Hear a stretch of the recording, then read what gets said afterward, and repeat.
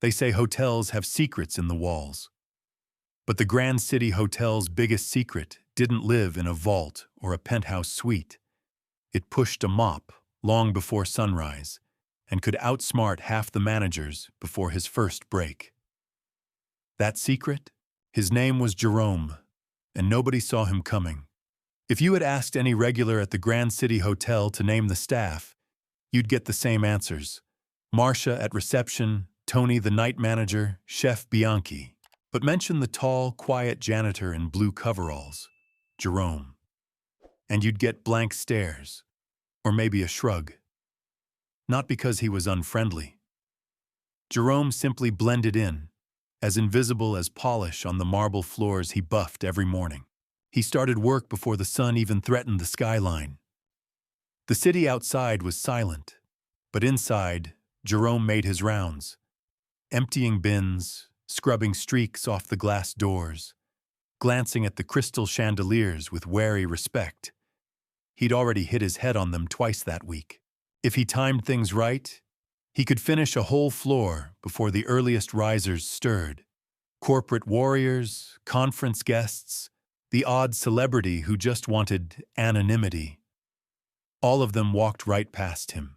They never saw the worn German textbook tucked into his bag, or the battered diploma above his tiny rented bed, inscribed in bold Latin and embossed with a university seal. In another life, one Jerome still remembered in color, not the grays and blues of cleaning solvents.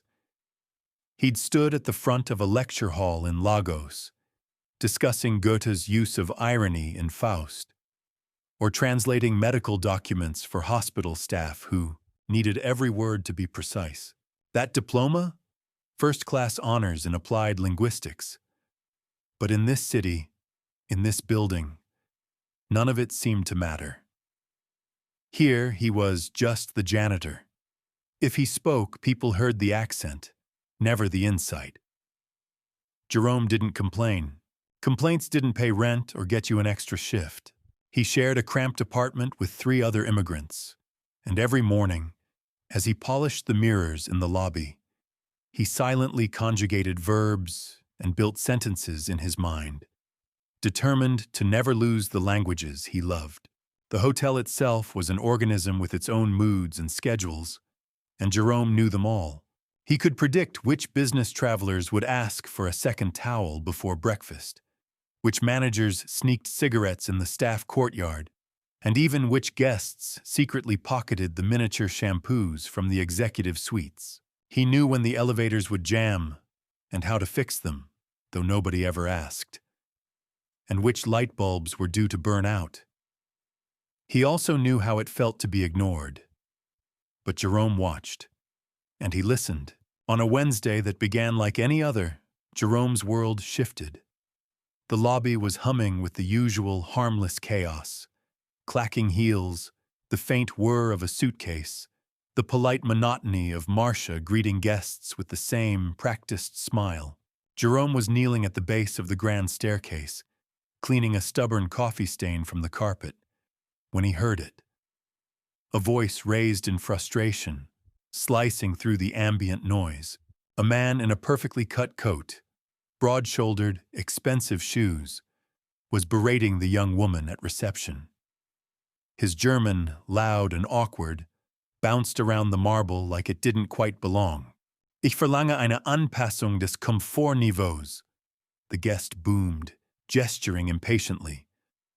The words sounded right, but to Jerome's ear, it was like hearing someone use phonograph instead of phone. Technically correct, years out of date. Jerome's mop paused mid-swipe. He winced at the phrase. He couldn't help it. For a split second, his brain raced. Should he speak up or mind his business? But the reception girl looked near tears, and the guest's voice was getting sharper. So Jerome stood up, took a slow breath, and approached the desk with measured calm. His blue coveralls were clean but faded. His work gloves dangled from his pocket like a silent warning. "Excuse me, sir," Jerome said, his voice gentle but precise. his German accent so flawless it made the guest's head snap around. I think perhaps you meant Serviceverbesserung. That's a more modern term. The entire lobby went quiet. Even Marcia's hands stilled on her keyboard. For a moment, nobody moved. The man's eyes narrowed. You are a native speaker, he replied, this time in crisp, formal German. Jerome shook his head, but his answer was steady. I studied applied linguistics. I taught at university. Your request was clear, but the phrase is outdated. For a long heartbeat, the guest didn't react. Then he smiled, a thin, evaluating smile. Do you know who I am? He asked, switching back to English with the casual confidence of someone used to being the most important person in the room. Jerome looked him in the eye, undaunted. No, sir. Only that language changes, and sometimes we have to change with it. The guest was silent. Then he set his briefcase on the counter with a deliberate click. We should speak with your manager, he said, his tone unreadable. Now! Jerome's pulse quickened. He braced himself for trouble. He wasn't expecting what happened next. Within 30 minutes, the story spread through the building like a summer storm. The man was Dr. Wolfgang Keller, a world-famous expert in intercultural communication, in town to secretly audit the staff for the global hotel chain. He'd already seen enough of the usual surface-level courtesy, but it wasn't the polish of the marble or the scripted greetings that had caught his attention. It was a janitor who'd corrected his German with the composure of an academic and the courtesy of a true professional. By noon, Jerome found himself in the grand conference room, summoned by the hotel owner himself. He arrived still in his work clothes, rubber gloves peeking from his pocket, heart pounding. The table was packed. Owners, HR, managers, every authority figure he'd only ever glimpsed from a distance. Dr. Keller gestured to him. Well, this man is the only staff member who showed real qualifications for dealing with international guests, he announced, and he's in a janitor's uniform. Murmurs rippled through the room. The owner, Mr. Clarkson, frowned. We keep records of all internal transfer requests. I'll review his file personally. Jerome stood by, silent and unsure. He'd applied for reception jobs, for guest liaison roles, for any position where his languages might matter. 9 applications, 9 rejections. No reasons given, just quiet denials. Half an hour later, copies of every application were spread across the table, evidence in a silent trial. One by one, managers averted their eyes. Who made these decisions? Clarkson demanded. A voice from the back. Manager White and Senior HR Melissa. Where are they? Lunch, someone whispered. Bring them, now. And Jerome, who had walked invisible through the hotel for 6 years, stood in a room full of people who finally saw him. He didn't know it yet, but the walls of the hotel would never keep secrets the same way again. If you asked Jerome later to recall what happened in that conference room, he'd describe it as a blur of nerves and fluorescent light. He'd been in plenty of serious meetings back home, debates with fellow scholars, faculty votes, but never had he stood in front of a table where his name felt more like an accusation than a person. Dr. Keller didn't wait for permission. He turned to Mr. Clarkson, the owner, with the same no-nonsense energy he'd shown in the lobby. You wanted a modern, international hotel, Keller said, but your real asset is standing right here. He nodded at Jerome, who fidgeted with the hem of his uniform, wishing his hands would stop shaking. Clarkson's gaze was cool, skeptical. Mr. Jerome, you've been with us how long? 6 years, sir, Jerome replied quietly. And you've applied for other roles. Not just cleaning? Jerome nodded, wishing his voice would hold steady. Reception, translation, guest relations. I submitted applications each year, 9 in total. The room went still. An HR assistant slid a stack of papers across the table. Each one bore Jerome's name, his education, his experience in international linguistics. Detailed, organized, all stamped with the polite but crushing word, rejected. Keller picked up the top sheet, reading aloud. First-class degree, University of Lagos. 5 languages, 3 of them fluent. He looked around the room, eyes hard. And yet he's been scrubbing floors. There was a tense silence. Jerome felt the old ache in his chest. The same ache he got every time another polite HR email began with, "We regret to inform you." Clarkson's tone grew sharp. Who reviewed these applications? From the far end of the room, a voice piped up. Manager White and Melissa from HR. The owner's gaze snapped to the door. Where are they now? They're at lunch, sir, someone replied, a little too quickly. Bring them here, Clarkson said, not raising his voice but leaving no room for argument. Now. The meeting stalled in awkward silence, filled only with the faint hum of the air conditioner and the shifting of expensive suits. Someone offered Jerome a seat, but he stayed standing, his back straight, determined not to look small. What do they see when they look at me? He wondered. A cleaner? A risk? Or a resource they've overlooked for too long?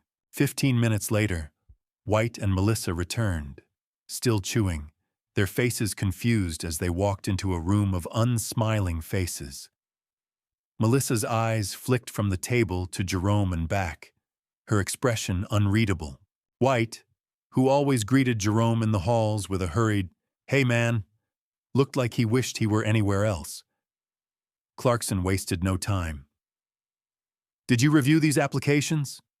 He tapped the stack with a finger. White tried for a shrug. We get a lot of requests for transfers. Sometimes the English skills... Keller cut him off. Jerome's English is impeccable. His German is better than mine. So again, why was he overlooked? Melissa, ever the diplomat, tried to soften the blow. We thought he was content with his position. No complaints on file. Jerome forced himself to speak, his voice stronger now. Not complaining does not mean content. I kept applying because I believed I could do more. White's jaw clenched, but he said nothing. The HR assistant piped up, her voice a little shaky. Actually, sir, the data shows, well, a trend. 82% of transfer requests from minority staff have been denied in the last 5 years. The silence that followed was the cold, echoing kind, the kind that signaled something had shifted. Clarkson sat back, face unreadable. I want a full report. All denials, all transfer requests, especially from non-white staff. You have until tomorrow. White's face turned pale. Melissa studied the carpet. Keller, satisfied, stood and gathered his papers. Thank you for your time, Mr. Clarkson. I recommend reviewing your internal practices. Talent does not care about uniforms. He nodded at Jerome, who bowed his head in gratitude. But as the room emptied, Clarkson called out, Jerome, stay! The door closed. It was just the owner and the janitor, and a stack of papers between them. Clarkson sighed, looking every year of his age. You know, I built this hotel from nothing, but I can't claim to know what it's like for you. What do you want, Jerome? Jerome looked up, hope flickering in his eyes. A chance, sir, to be seen for what I can do, not just for what I clean. Clarkson nodded. You'll get it. For now, you'll be reassigned to guest services. You'll have a new uniform, and you'll report directly to me. And we're reopening every denied transfer file, going back 5 years. Jerome could only nod, afraid that if he spoke, he might break down completely. He left the room a different man, not because he was given a suit and a new badge, but because, for the first time in 6 years, someone had finally read the resume beneath the dust, and the hotel would never be the same again. Word spread through the Grand City Hotel faster than spilled coffee in the lobby. By noon the next day, every corridor whispered with the news. The janitor was moving upstairs, not with his mop, but with a new title, a tailored suit, and a badge that opened doors on the executive floor. For some, it was gossip. For others, a quiet hope. For Jerome, it was almost too much to process. He'd reported to the HR office as instructed, heart pounding so hard he could barely hear the receptionist's greeting. Melissa wasn't there. She and Manager White had both been placed on administrative leave, as the memo gently put it. The HR director herself handed Jerome his new contract and his first real smile from management in 6 years. "Congratulations, Mr. Adeyemi," she said, practicing the name with extra care. "You'll be the new coordinator of international guest services. The owner will introduce you at tomorrow's staff meeting." The uniform wasn't a uniform anymore. It was a deep blue suit, crisp white shirt, and a badge with his name in bold letters. Someone from IT handed him a work tablet and a security pass with VIP access. For a second, Jerome stared at his own reflection in the office window, hardly recognizing the man in the glass. His phone buzzed. A message from his roommate. "Bro, people at work say you're trending. What did you do, win the lottery?" Jerome smiled for the first time all day. When he walked the lobby that afternoon, eyes followed him. Some watched with open curiosity, a few with grudging respect, and not a few with envy. But there were also warm nods from the bellhops, quiet congratulations from housekeepers, and a big, joyful clap on the back from Marcia at reception. "No, I told them you spoke like a diplomat," she whispered with a grin. But the atmosphere in the management offices was tense. White's absence left a vacuum. Rumors swirled about HR bias investigations and outside auditors combing through years of paperwork. At lunch, a group of younger staff huddled in the cafeteria, talking in low voices. "You think he'll really make a difference?" "Hope so. My cousin applied for promotion twice. Never even got an interview." "Yeah, but do you think they'll actually listen to him?" Jerome, overhearing, kept his face neutral. He knew change would be slow, but he also knew something had cracked open, a system that had been airtight, suddenly letting in light. The real moment of transformation came the following morning when Mr. Clarkson called a full staff meeting in the largest conference room. Every seat was taken, and dozens stood along the walls. Housekeepers, bellboys, managers, even the hotel chef in his tall white hat. At the front, Jerome stood by the owner's side, feeling every eye on him. Clarkson cleared his throat, his voice steady. "I've run this hotel for 20 years, and I've always said our people are our strength. But we've made mistakes, serious ones." He paused, letting the words settle. "We failed to recognize the talents of our own team. That ends now. Jerome Adeyemi is our new coordinator for international guest services, and he is proof that talent can come from anywhere, in any uniform." A ripple of applause spread through the room. Not everyone clapped, but enough did to make Jerome's eyes sting. Clarkson wasn't finished. "Effective immediately, we're reviewing every denied transfer request from the last 5 years. We're inviting an independent commission to examine our HR practices. No more invisible workers. No more overlooked applications. If you have skills, if you have dreams, you have a path here." He gestured to Jerome. Mr. Adeyemi is not just a new hire. He's a symbol. He's proof that what matters is not where you start, but what you bring to the table. For a moment, the room was silent. Then the applause grew, louder this time, and Jerome felt the weight of years lift, just a little. After the meeting, staff lined up to shake his hand. Housekeepers in faded uniforms, young bellboys with questions about learning new languages, a sous chef who asked quietly about German recipes. Later that day, Jerome passed Dr. Keller in the lobby.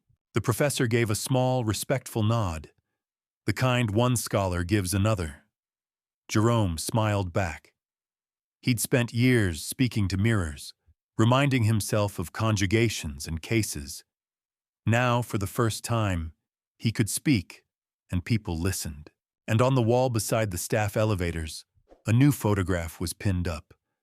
Jerome's, in his new suit, smiling not just for the camera, but for everything that was finally possible. The hotel felt different. Not perfect, not fixed overnight, but changed.